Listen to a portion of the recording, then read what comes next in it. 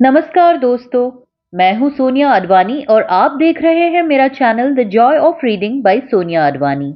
आज हम बात करने वाले हैं मुंशी प्रेमचंद की उस कहानी की जिसे पढ़ना जितना आसान है, समझना उतना ही मुश्किल।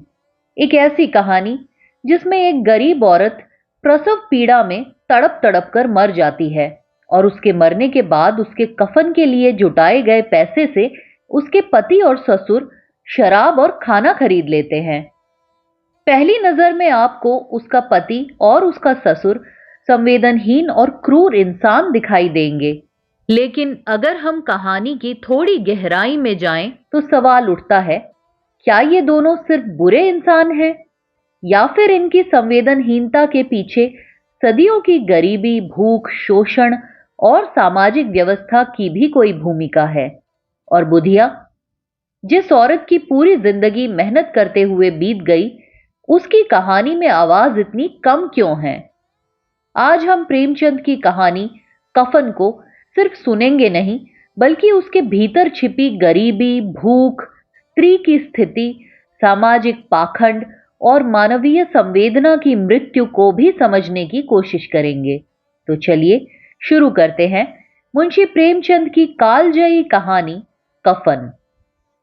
कभी कभी कोई कहानी हमें रुलाती है, कभी कोई कहानी हमें गुस्सा दिलाती है और कभी कभी कोई कहानी ऐसी होती है जिसे पढ़कर हम कुछ देर तक चुप रह जाते हैं।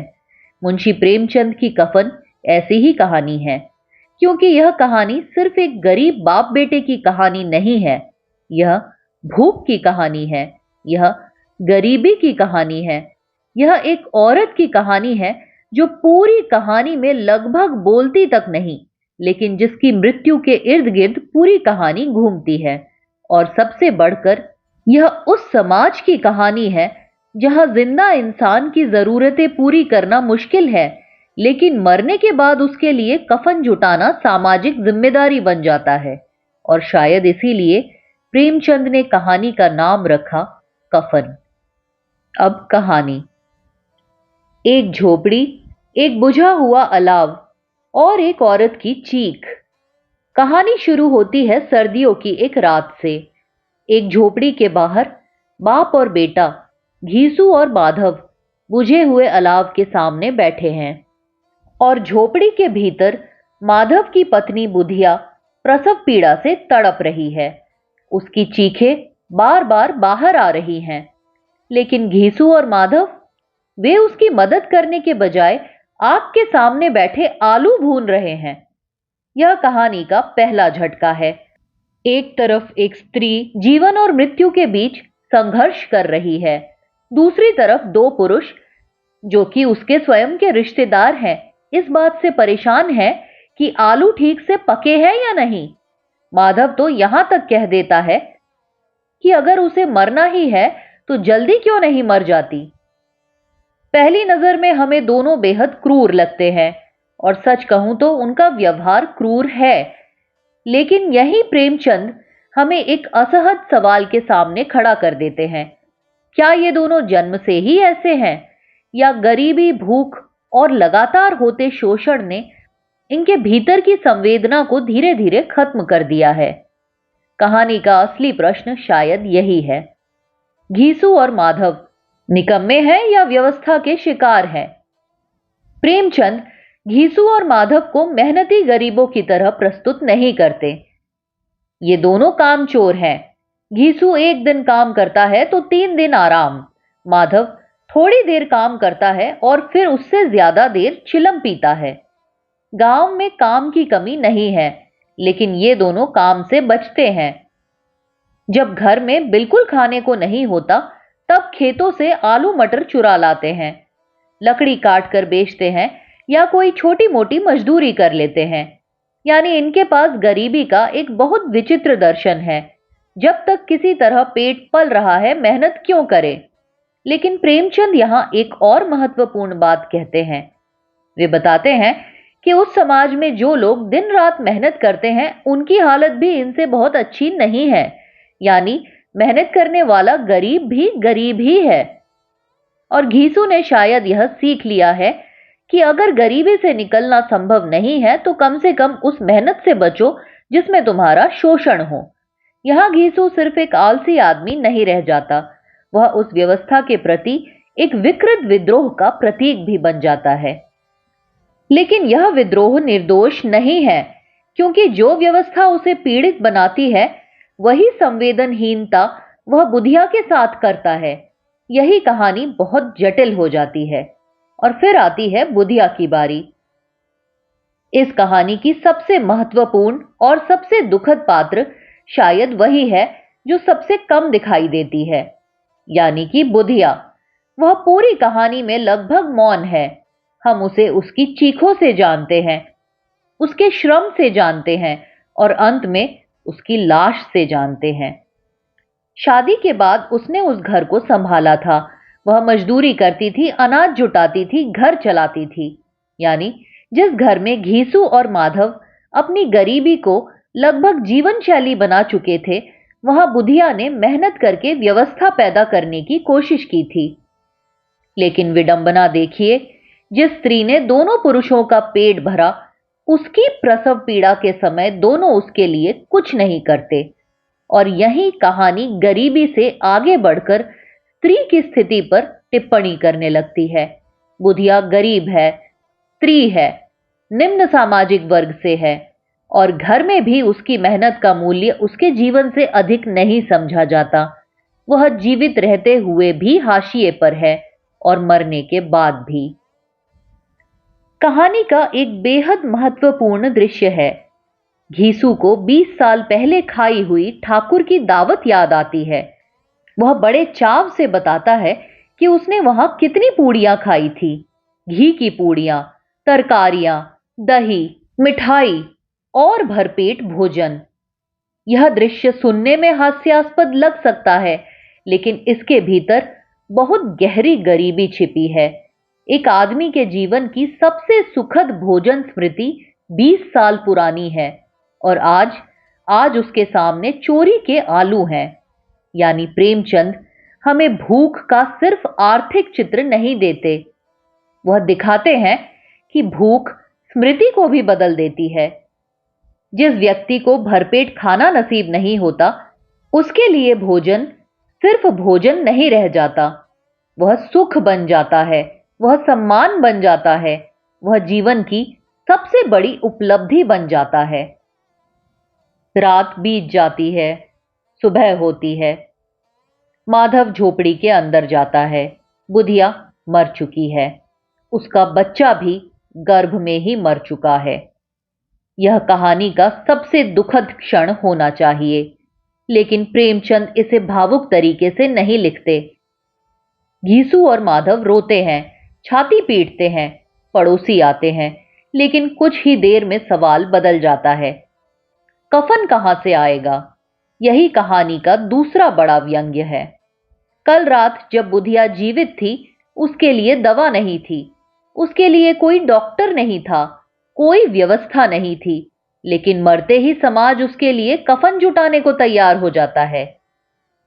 घीसू और माधव गांव के जमींदार के पास जाते हैं। जमींदार उन्हें पसंद नहीं करता, उन्हें कामचोर समझता है, वह उनसे नाराज है। फिर भी वह 2 रुपए दे देता है और उसके बाद गांव के दूसरे लोग भी थोड़े बहुत पैसे देने लगते हैं। कुछ अनाज देते हैं, कुछ लकड़ी, कुछ पैसे। कुछ ही समय में 5 रुपए जमा हो जाते हैं। अब ध्यान दीजिए, बुधिया के जीवित रहते हुए ये मदद कहां थी? जब वह प्रसव पीड़ा में थी तब किसी ने दवा नहीं दी, लेकिन मृत्यु के बाद कफन के लिए पैसा मिल जाता है। प्रेमचंद यहां सिर्फ घीसू और माधव का मजाक नहीं उड़ा रहे, वह पूरे सामाजिक ढांचे से सवाल कर रहे हैं। हमारी संवेदना अक्सर जीवित इंसान की जरूरतों के लिए क्यों नहीं जगती? हम मृत व्यक्ति के सम्मान की चिंता क्यों करते हैं, लेकिन उसके जीवन के सम्मान की नहीं? और अब कहानी का सबसे मार्मिक मोड़। घीसू और माधव बाजार जाते हैं कफन खरीदने, लेकिन वे दुकान से कफन नहीं खरीदते। वे इधर उधर घूमते रहते हैं। शाम हो जाती है और फिर दोनों एक शराब खाने में पहुंच जाते हैं। यहीं से कहानी पाठक को नैतिक रूप से असहज कर देती है। जिस पैसे से बुधिया का कफन आना था, उसी पैसे से शराब आती है, फिर खाना, पूरियां, गोश्त, मछली, और दोनों खाने लगते हैं। अब अगर हम सिर्फ नैतिक दृष्टि से देखें तो फैसला बहुत आसान है। हम कहेंगे ये दोनों तो राक्षस हैं, लेकिन प्रेमचंद हमें इतना आसान रास्ता नहीं देते। घीसू माधव से कहता है, कफन आखिर जल ही जाना है, बुधिया के साथ थोड़ी जाएगा, और माधव भी उसकी बात मानने लगता है। यहां कफन सिर्फ कपड़ा नहीं रह जाता, यह एक सामाजिक कर्मकांड का प्रतीक बन जाता है। एक ऐसा कर्मकांड जिसमें मृत शरीर के लिए नया कपड़ा जरूरी है, लेकिन जीवित शरीर के लिए नहीं। यहां एक और सवाल पैदा होता है, ये 5 रुपए वास्तव में किसके थे? समाज ने दिए थे बुधिया के अंतिम संस्कार के लिए, लेकिन क्या समाज ने बुधिया को जीवन भर में कुछ दिया था? और यही कहानी का सबसे तीखा व्यंग्य है। लोगों ने उसके मरने के बाद कफन के लिए पैसा दिया, लेकिन जब वह जीवित थी, उसके श्रम की कोई कीमत नहीं थी, उसकी पीड़ा की कोई कीमत नहीं थी, उसके जीवन की कोई कीमत नहीं थी। इसलिए घीसू का तर्क पूरी तरह सही नहीं है, लेकिन उसका सवाल पूरी तरह गलत भी नहीं है। और यही कफन की ताकत है। प्रेमचंद हमें किसी एक निष्कर्ष पर आराम से बैठने नहीं देते। बाप बेटे दोनों जम के शराब पीते हैं और फिर बुधिया को याद करते हैं। माधव कहता है कि वह बैकुंठ जाएगी, घीसू कहता है कि वह बहुत अच्छी औरत थी, और वह यह भी कहता है कि अगर बुधिया स्वर्ग की अधिकारी नहीं है, तो फिर वे लोग स्वर्ग कैसे जाएंगे जो गरीबों को लूटते हैं और बाद में धर्म कर्म करते हैं। यहां प्रेमचंद का व्यंग्य बहुत तीखा हो जाता है, क्योंकि घीसू और माधव खुद अनैतिक हैं, लेकिन उनके सामने समाज के वे लोग भी हैं जो गरीबों का शोषण करते हैं और फिर धार्मिक कर्मकांडों से अपने पाप धोने की कोशिश करते हैं। तो सवाल उठता है, पापी कौन है, घीसू और माधव, या वह व्यवस्था जो ऐसे लोगों को पैदा करती है, या फिर दोनों ही? शायद प्रेमचंद का उत्तर है दोनों। लेकिन क्या हमें घीसू और माधव को निर्दोष मान लेना चाहिए? बिल्कुल नहीं। यही बात बहुत महत्वपूर्ण है। गरीबी उनकी क्रूरता को समझने में हमारी मदद कर सकती है, लेकिन वह उनकी हर क्रूरता को सही नहीं ठहरा सकती, क्योंकि बुधिया भी गरीब थी, लेकिन उसने काम किया, उसने घर संभाला, उसने इन दोनों को खाना खिलाया, उसने जीवन से लड़ने की कोशिश करी। इसलिए यह कहना कि गरीबी ने इन दोनों को ऐसा बना दिया और इसलिए वे दोषी नहीं हैं, कहानी को बहुत सरल बना देना होगा। घीसू और माधव पीड़ित भी हैं और अपराधी भी, वे शोषित भी हैं और अपने से कमजोर व्यक्ति के शोषक भी। और शायद मनुष्य की यही सबसे भयावह स्थिति है, जब पीड़ित व्यक्ति खुद किसी और का उत्पीड़क बन जाता है। मेरे लिए इस कहानी को समझने की सबसे महत्वपूर्ण कुंजी बुधिया है, क्योंकि अगर हम सिर्फ घीसू और माधव को देखते हैं तो कहानी दो कामचोर और संवेदनहीन पुरुषों की कहानी लगती है, लेकिन बुधिया को केंद्र में रखकर देखें तो कहानी बदल जाती है। वह इस घर की सबसे मेहनती व्यक्ति है, वही इस परिवार को और इस घर को चलाती है, और जब उसे सबसे अधिक सहारे की जरूरत होती है, वह अकेली है। उसकी मृत्यु के बाद उसके नाम पर पैसा जमा होता है, लेकिन वह पैसा भी अंततः उसके काम नहीं आता। इसलिए कफन सिर्फ बुधिया के शरीर पर नहीं है, उसकी पूरी जिंदगी ही जैसे एक अदृश्य कफन के नीचे दबी हुई है। क्या आपने सोचा है कहानी का शीर्षक कफन इतना महत्वपूर्ण क्यों है? कफन एक ऐसा कपड़ा है जो मृत व्यक्ति के शरीर को ढकता है, लेकिन प्रेमचंद के यहां यह सिर्फ मृत्यु का प्रतीक नहीं है, यह कई चीजों का प्रतीक बन जाता है। गरीबी का, सामाजिक पाखंड का, कर्मकांड का, स्त्री की उपेक्षा का, और सबसे बढ़कर मानवीय संवेदना की मृत्यु का। कहानी के अंत में घीसू और माधव नशे में गिर जाते हैं, लेकिन अगर ध्यान से देखें तो सवाल यह है, क्या सिर्फ बुधिया मरी है, या उस समाज में संवेदना पहले ही मर चुकी थी। और अंत में सबसे परेशान करने वाला सवाल। कहानी खत्म होती है, घीसू और माधव नाचते हैं, गाते हैं और नशे में गिर पड़ते हैं। हमारे भीतर घृणा पैदा होती है, लेकिन शायद प्रेमचंद चाहते भी यही है। वह हमें आराम से कहानी खत्म नहीं करने देते। वह चाहते हैं कि हम खुद से पूछे, अगर कोई आदमी लगातार भूखा रहे, अगर उसकी मेहनत का फल हमेशा कोई और ले जाए, अगर उसकी जिंदगी में सम्मान न हो, अगर उसके लिए कोई सामाजिक सुरक्षा न हो, तो क्या वह धीरे धीरे अपनी संवेदनाएं खो सकता है? और फिर दूसरा सवाल, अगर हां, तो क्या उसकी संवेदनहीनता को माफ कर देना चाहिए? शायद नहीं, क्योंकि बुधिया भी उन्हीं हालातों में थी, वह भी उतनी ही गरीब थी, फिर भी उसने इंसान बने रहने की कोशिश करी। और यही कफन हमें सबसे गहरे स्तर की चोट करती है। मेरी नजर में कफन का सबसे बड़ा संदेश यह नहीं है कि गरीब लोग बुरे हो जाते हैं या गरीबी में लोग बुरे हो जाते हैं, और ना ही यह कि घीसू और माधव बेचारे हैं।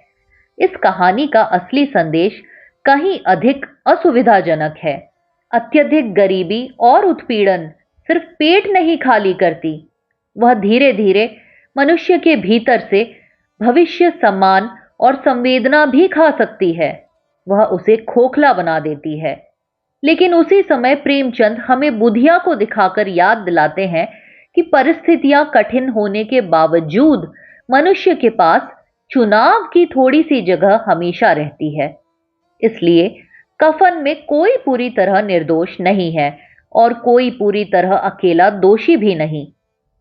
यह कहानी एक ऐसी व्यवस्था की तस्वीर है जिसमें शोषक भी है, शोषित भी है और शोषितों के बीच भी शोषण है।